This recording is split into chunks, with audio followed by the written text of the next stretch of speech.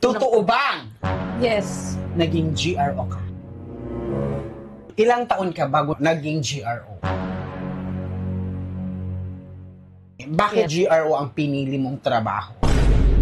Totoo ba na nagkaroon ka ng sugar dad? Bago kayo na ni Daddy DJ, nakailang kinakasama ka bago siya? Oh no! Paano nagsimula ang love story niya? Dax ba si Daddy DJ? Gaano ba kasarap si Mami Melay sa'yo?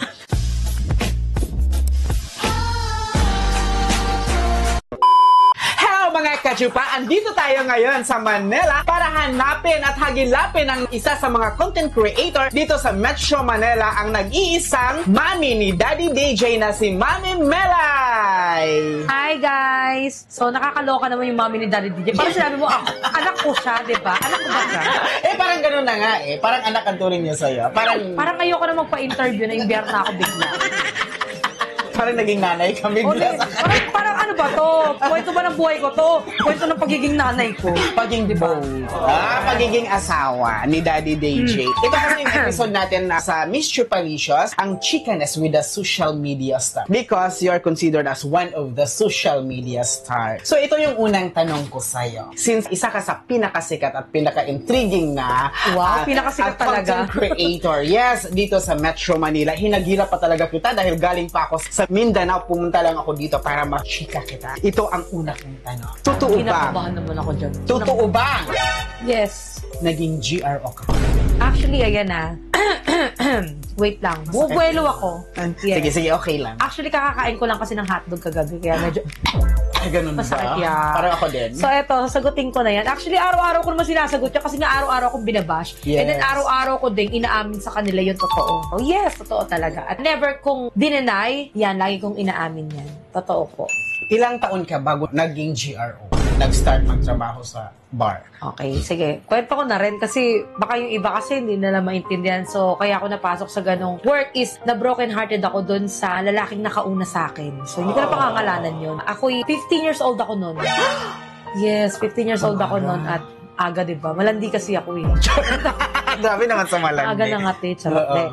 Yun nga, pero boyfriend ko siya. So, years din kami umabot. So, ayun, syempre, binigay ko na yung kasarapan. So, syempre, lahat naman ng babae, kahit sino naman iniisip nila na kung sino yung makakauna sa kanila is you forever. So, kasi ang nangyari sa akin is, iniwanan ako. Sumama siya sa bakla. Sorry, hindi ka ba maganda? Hindi ko alam eh. Baka hindi ka magaling? Hindi ko alam. Syempre, first 15 time. years old lang ako. First time. Yun talaga. So, wala na siya. Ayaw mo na. Binaon ko na siya sa limot. So, kaya ako napunta sa ganon. Okay. So, sad naman, no? Para sa'yo, Yes. imbis na first-timer, so dapat, yes. diba? Talagang nila love, iniingatan. Yes. Sa madaling salita, naging pariwara ang buhay ko nun. Hindi ko na alam kung...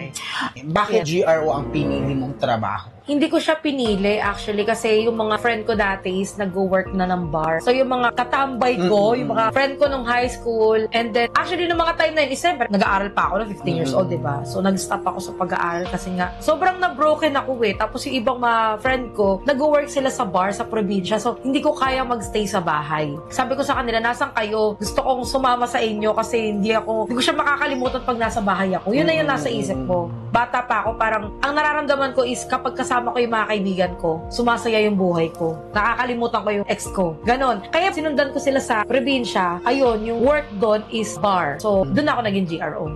So, anong klaseng bar ba ito? Sikat ba ito? Or social ba ito? Beer house. Bar? Parang So, sa tabi lang siya ng bukid. Yun ang dati. Unang-una. So, nung pumasok ka sa GRO, naranasan mo bang sumayaw? Yung maghubad sa stage habang sumasayaw? Sa stage. Actually, ito. Inamin ko na ito noong nakaraan sa content namin. Para sabihin ko sa lahat, at sa lahat din nagtatanong, akala kasi nila naghubo ako sa stage. Para sa kaalaman ng lahat, hindi ko po nagawa yun. Dahil po, maitim ang singit ko. Same. Nakaka-relate ako. Kasi hindi naman gano'ng kakapal ang mukha.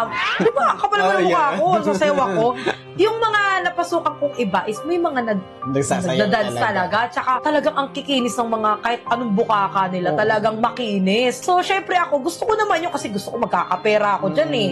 Diba? Yung mga ganong Pero ang ganda mo eh. Ang ganda mo. Tsaka, sexy ka dati. Yung, Ay, dati. Ano naman ngayon? Ay, ngayon din. Ngayon pa rin. Sexy pa rin naman. Hindi na ganun. So, hindi ko nga nagawa. Anin mo yung sexing katawa. Wala kang kamot. Maitim na yung singit. Nakakahiyate. So, pinagpapasalamat ko sa Panginoon. Buti na lang pinaitim niya yung singit ko. Ayun ang rason. Kaya hindi ka sumayaw. Hindi ka dumating wala sa akong puntong yun. confidence sumayaw. Okay. So, isa sa mga naging issue, so, dahil nag-GRO ka, so, totoo ba na nagkaroon ka ng sugar dad? Yung matamis na sugar daddy? Walang asim? Yes, walang asim. Puro sugar. Yan, sugar daddy. Yes, nagkaroon talaga ako. Nagkaroon ako ng sugar daddy. At hanggang sa naging 3 yung anak ko, may sugar daddy ako. Kasi yung partner ko naman dati is, ano naman siya, payag naman siya na magkaroon akong sugar daddy. Kaya nga naghiwalay kami. Paano? Nung yung last kasi, tumawid agad ako doon. Okay lang sa kanya na may sugar daddy ako. Oo naman, nabubuhay daw kami eh. Charot. Okay. Basta ganun yung nangyari. Parang walang love. Walang love. Yes, yung parang, co-parent anong love. tawag nun? Para sa ganun, yung nagsasama kayo. Co-parent, para na lang sa mga anak, ganun. Basta sinubukan Pwede ba namin yung magsama. ganun pala?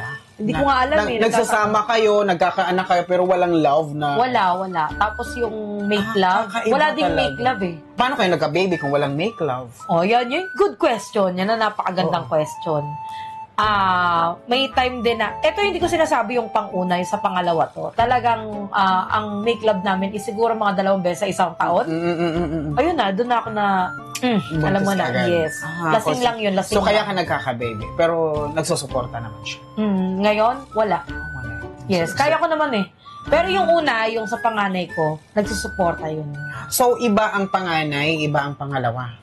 Yes. At siya, pangatlo din. Hindi na. Hindi naman. Pangatlo na si Daddy DJ. So, sa pangatlo si Daddy DJ. Yes. So, doon ka talaga na. Yes. So, ayun, since dumating na tayo sa puntong ganon, so, bago kayo na ni Daddy DJ, nakailang kinakasama ka bago siya? Ayun, pangatlo na nga si Daddy DJ. Pangatlo Yung kinakwento si ko Daddy na DJ. walang make love, yun yung pangalawa na yun. So, Yung pang-una is yun yung, ayun, babalik ulit tayo sa una. Oo, kasi di ba yun nasa yung bar ano, nga ako, no? Nasa bar ako. So, akala ko kasi yun ang savior ko. Dahil nga 3 months ako nag-work sa bar, talagang umiiyak ako doon. Hindi ko na kayang mag-work kasi nga, syempre bata pa ako at hindi ko akalain na ganun pala yung ginagawa sa bar. Sobrang hirap pala. Kasi pag nababastos ka, di ba, hindi mo maano yung sarili mo, nasa bar ka eh. Para kasing sa beer house kasi, iba kasi yung beer house sa club, sa resto bar. So, yun kasi beer house eh. Usually ang mga pumapasok doon is mga magbubukid. So, 3 months ako doon. Sobrang babastos talaga nila at araw-araw akong umiiyak. okay. Yes, tas hanggang sa nakilala ko yung lalaki na yun, parang sinama lang siya ng tito niya. And then sabi niya sa akin, umalis ka na dyan. Yun nga, kasi nanghihingi ako ng tulong, ayoko na dito, ganun. Yun, at tinulungan niya ako. Then akala ko yun na forever na. Tapos nagkaanak kami, isa. Yun yung Pero panganay nung ko. nakauna sa'yo, yung kumbaga naka-divergenize sa'yo, hindi ka ba, wala ka bang love or hindi kayo buti hindi ka nabuntis no? Yung unang naka-virgin, wala. Kasi ilang beses lang naman may nangyari. Yung iba nga, isang beses lang. Sila eh. yun. Mahiwaga Diba? yung matres nila. So, hindi naman ganun kahiwaga yung matres ko, di ba? So, since andito na tayo, no, kasi nagiging jowa mo na si Daddy DJ, paano nagsimula ang love story mo? Diba? Sobrang saya. Okay, sige. So, nagsimula ang aming love story sa isang Paris. Charot. Kasi Sana ganito yan. all. Paris ni Diwata. Di ahoy. Hiwaga daw. Hiwaga. Yes. Paris ni Hiwaga. Actually, ito nga. Para sabihin ko sa inyong lahat po, kasi yung iba kasi sinasabi nila, baka daw sa bar ako nakuha. No, hindi po ako sa bar nakuha. Ayan, nakilala ko ni Daddy DJ dun sa business namin ng kaibigan ko at ang ate ko. May parisan kami dati. Okay. So, ayun. Sislingan, Only Rice. Yun bang Paris na yun? Paano nagsimula dahil sa pagtatrabaho mo ng... Hindi. Actually kasi, bukod sa GRO, nagsisinger na ako. Okay. Kasi Yes. napakaganda talaga ng voice mo eh. Yan ha, pasasampulin kita mamaya. Ay, taray. Di ba? Parang di ako ready dyan. Sana hindi ako lumunok kagabi. May plema pa ako. Lumunok kasi ako kagabi.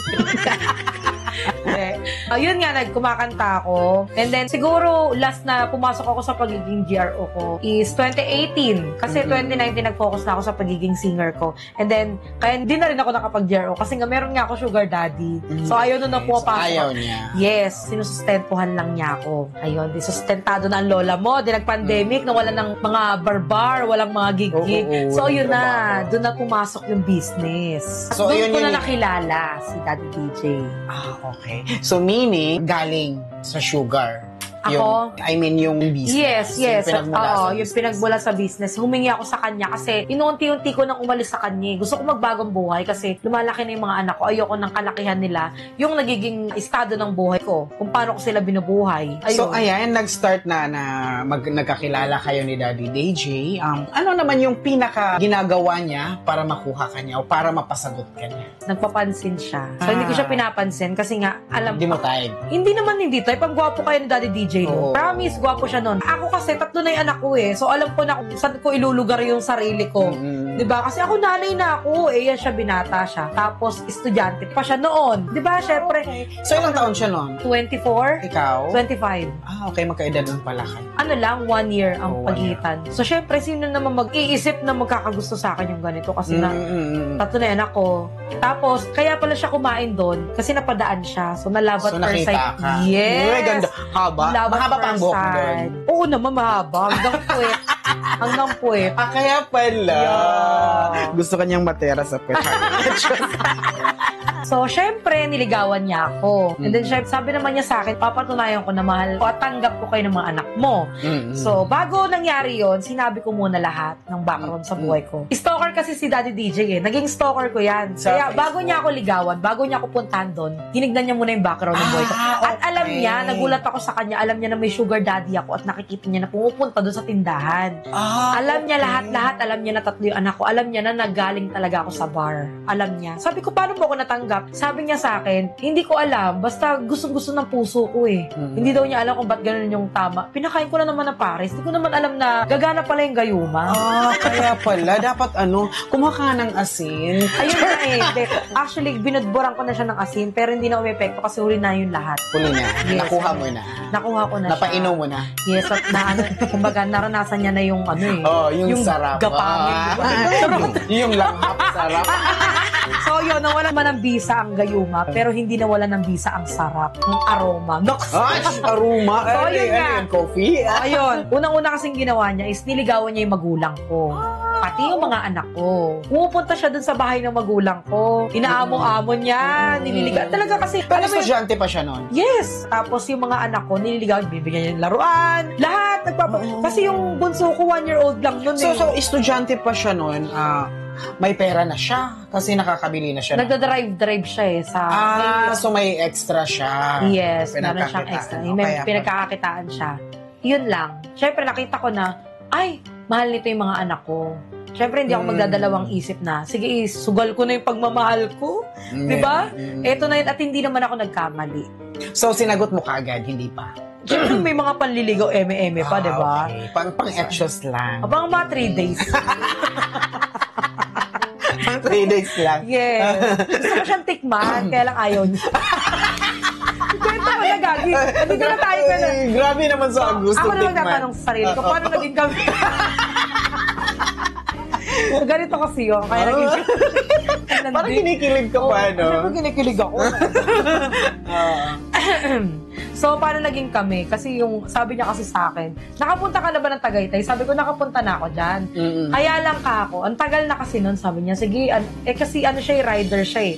So, sabi niya sa akin, gusto mo ba mag-night ride? Sabi ko, ay gusto ko yan, night ride. Kasi hindi ko pa na-experience. Malandi ka rin. Siyempre, malandi ako. Ano ka ba? Ikaw nga malandi ka. Ang gusto mo, pag malandi din ako.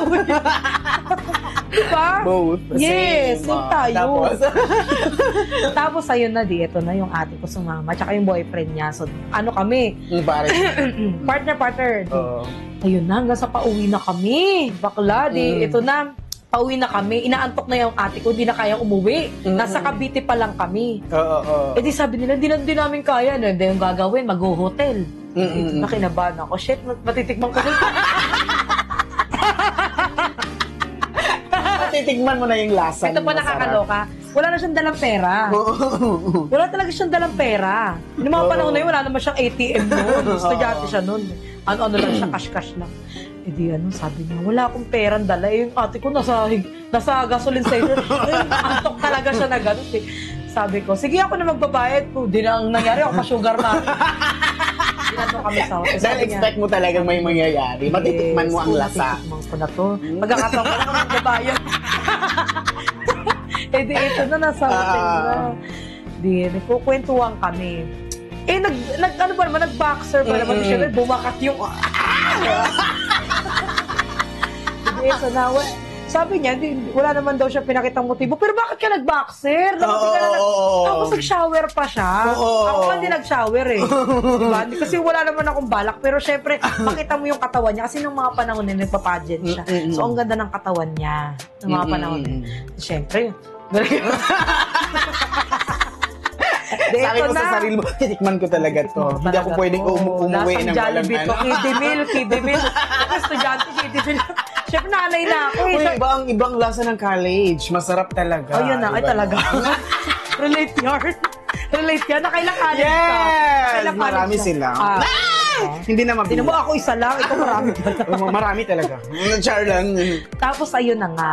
Eh di, syempre, kami nagkukwentuhan kami. Hindi namin alam kung bakit biglang nagtitigang kami. Hindi naman tawag ng laman. Pero alam mo, yan yung ano ng puso ba? Kasi parang nauhulog na rin ako sa kanya eh. Nililigawan ba naman yung anak mo tapos yung magulang mo? Sino hindi mahuhulog, di ba? And then ayun. So, 3 months after yon. Bigla na lang kami naghalikan. Tapos sabi niya, hindi daw pwedeng may mangyari sa amin na hindi pa kami. Kaya pinilit niya ako talaga na... Pakipot? Hindi, ayaw niya talaga. Gusto niya sagutin ko na siya. Sagutin ko muna siya. Bago so, sinagot mo sa gabing yun? Sinagot ko para lang. Lang matikman? Oo. Excited na ako eh. Naloka. Wala akong choice. Kahit ayoko po ng boyfriend. Sinagot ko siya para lang matikman ko siya. Yes, para lang matikman. So, ayun na nga nangyari. So, since nagkaanak na kayo ni Daddy DJ, so, gusto niyo pa ulit? Dagdagan? Gusto pa namin talaga. At walang pakialam yung mga basher dyan. Wala, karapatan dami-dami ng ano.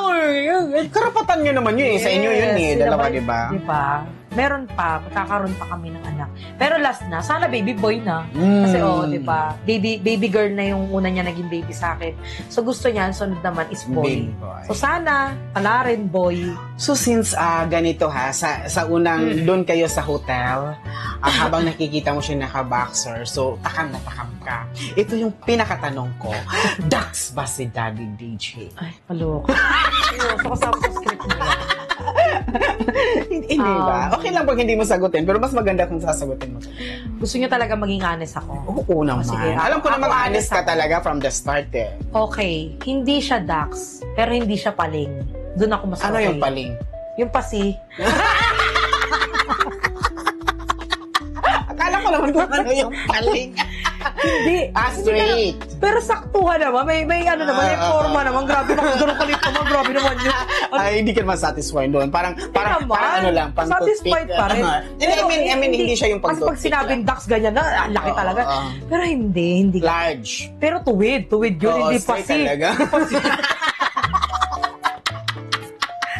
Pero large size siya. Yes. Kasi nasa large size kasi ang importante naman, di ba, doon tayo sa tuwid. Doon tayo sa hindi man ducks. Doon tayo sa saktuhan. Ang importante hindi paling. Hindi naman maliit yung ang large. Ang large, may 'di ba, may extra large, so may medium at saka mga ganun large. So sa large siya. So okay na 'yun, 'di ba? Oo naman. Kung hindi masakit. Pag sinubo mo talaga, umaabot naman dito eh. So abot talaga. Yes. Mahaba. Ganun pa. Mahaba lang. Pagtaka ka pagka sinubot, wala lang. Ganun lang, di ba? Ganito lang. Okay na yun. Okay na to. So since ganun na, 'di ba? Talagang na kayo dalawa. So may nangyayari, may anak na. So kumusta ang performance niya? Masarap. In terms of performance. Level talaga. Oo naman, for the level. Kasi may kasamang love. Okay. So pag iba ba talaga, since di ba naging GRO ka, tapos may iba ka na kinakasama, so pag wala bang love, walang satisfaction? Oo naman. Mas maganda pa rin makaka-make love mo. Kaya nga sinabing make love eh. Iba kasi yung sex sa make love. So, yung sex is, kaya mo ginagawa kasi kailangan nyo. Hindi katulad sa make love. Kaya nyo ginagawa nyo kasi mahal yung Love nyo ang isa't isa. So, iba yung feelings. Iba yung dating. Totoo. Okay. So, ngayon alam ko na. Char! Go! Swak ba or pasok sa banga? Pasok sa banga. Ano ka ba? Hindi naman tatagal ng 5 years. Ay! Ano? Masarap nga! Masarap talaga Masarap siya. nga! Ano ba? Okay. Pero ano, lights on or lights off? Kahit on or kahit on or off. Okay. Ano ba yung oras na Pero pinakamasarap? mas gusto ko yung off. Kasi maitim nga yung siya. Para hindi klaro. Di ba? Ano masagwa? Kumusta naman yung anong oras? Yung pinaka-the best Kahit anong oras, for you? masarap. No, Labanan. kahit anong oras. Kahit anong Yes, oras. yeah. So, ayun naman pala eh. Kahit Yes. anong oras. So, paano mo siya pinaibig in spite na may 3 kang anak? So, yung hindi kanya na-judge that time. Ginawa ko yung part ko bilang kabahay niya, bilang syempre, 'di ba, siya first time niya. So pinaramdam ko sa kanya yung pagmamahal talaga ng isang responsableng nanay at Saka magulang. hindi ko ano tawag sa isahin ka? May ina.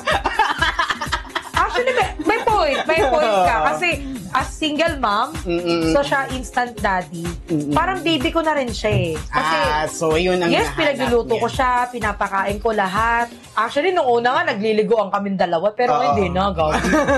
Ang dami na namin ginagawa. So yun ang hanap niya. May Yes. jowa na siya, may mami pa siya. Yes. So kaya siya na in love sa'yo. Yeah. Ay, ganun. Kasi, di ba, laki niya na, dumidede pa siya. Yes.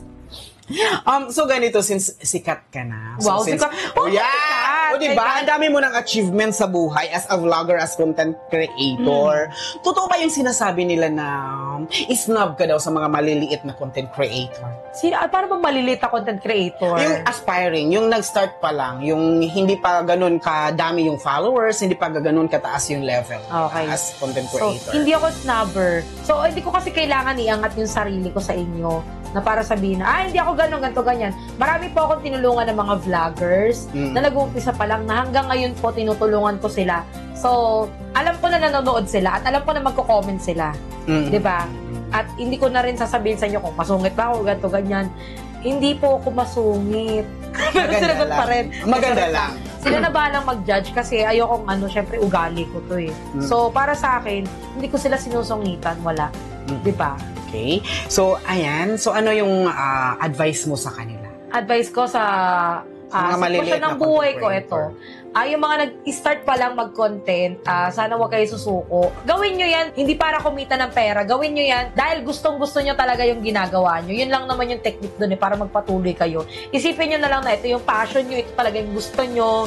'Di ba? May views man o wala, mag-vlog kayo. Kasi yun nga yung gusto nyo eh. 'Di ba? Tuloy-tuloy lang sa pangarap.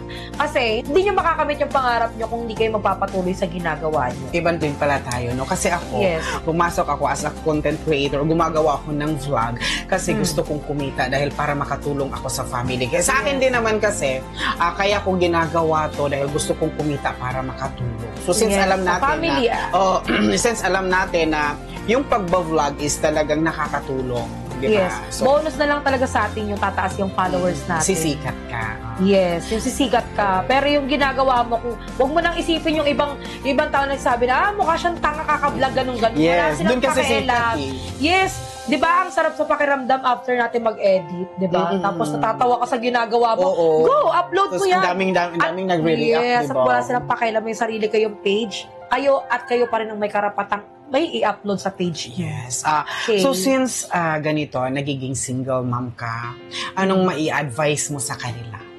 Yung mga single mom dyan na hanggang ngayon hindi pa rin nahanap ang one true love, ayan, Huwag niyo pong hintayin yan. Okay? Magpatuloy kayo. Kung ako sa inyo, mag-focus muna kayo sa mga anak niyo. Kasi mga anak natin, hindi na mahabang buhay. Alagain niya mga yan eh. May panahon para sa atin. Imposibleng hindi tayo bigyan ng Diyos ng taong magmamahal sa atin at tatanggap sa atin.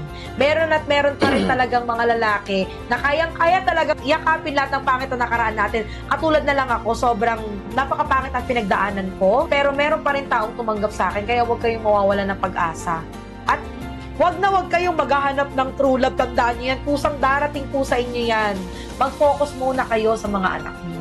Yun ang pinaka-importante sa lahat. Okay? So, ayan. So, nakikita natin talaga yung kung gaano si Mami Melay sa kanya dedikasyon as a content creator, as a mom. So, pwede ba nating ipakita ngayon si Daddy DJ since nandito siya, since siya ang pinag-usapan natin? Parang di mo naman nakita. Ipakita natin sa mga followers kasi baka ma-curious sila sa mga viewers. Okay, wait. Ayan, gusto nating ipakilala sa inyo ang lalaking nagpapakain ng masasarap na kanyang hotdog ni Mami Melay, si Daddy DJ! Ayan! Welcome! Welcome to ayan, Jollibee. So, ayan, pwede po ba kayong magpakilala sa mga viewers na? Okay. Hello guys, this is DJ and Melay, and we are a couple vlogger, and syempre mag-asawa kami kaya nga couple, di ba? Bakit DJ? Kasi, Daniel Padilla? Hindi. Daryl J. Daryl? Daryl J. Daryl J. So, kaya pala... Na-search ko na lang DJ kasi masyado mahaba. Daryl J, di ba? Oo. Masyado mahaba kapag... DJ. Cute naman kasi ng DJ, di ba? Mala Daniel Padilla. Yun nga, sabi ko. Yeah. How about performance? Daniel Padilla pa? Yes. So, kumusta naman ang performance? Wala akong masasabi. Hindi, performance mo! Tama na lang kaya ako. Ew, kadiri. Di ba? Hoy, hindi di ba, performance niya yung tinanong ko kanina. Paano naman yung performance mo, di ba? Para fair. Hindi po. Hindi gaano kasarap ang sinabi ko.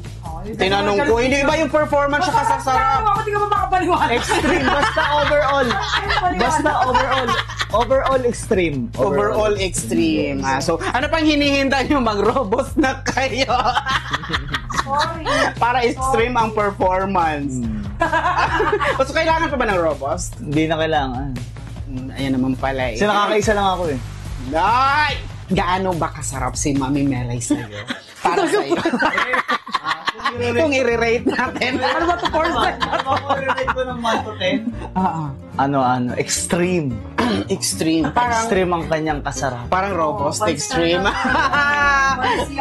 Ayun, parang robust extreme Extreme, talaga. yes, yes, yes. Hindi ka ba discourage dahil sabi niya mas maitim daw singit niya? Wala, parang naman ako nakitang maitim. Hindi naman Dark lang, dark.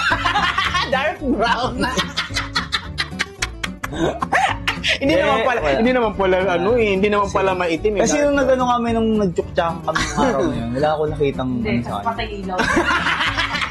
Kaya pala sabi mo, mas gusto mo yung lights Yes! off. Ayan, sabi ko sa'yo eh, mas masarap pala talaga pag lights off, di ba no? Para walang ano. Kasi hindi ko kasi nakita nung kasi nga patay yung ilaw. So yun, kasi di mo nakita, so ayun, natikman mo, nasarapan ka, inulit-ulit mo na. Ayan, paulit-ulit na pala. So, ayan. So, ganito kagwapo pala si Daddy DJ. Kaya talagang nahuhumaling, nasasarapan, hindi na maiwan-iwan, hindi na mapapalit-palitan dahil ganito pala siya kagwapo. Parang palaman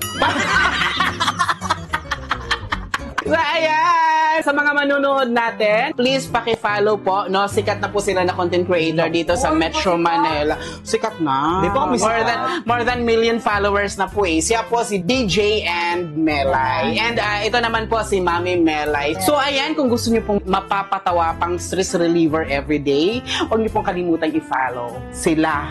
Ay, ako pala. I-follow niyo kasi konti na followers ko.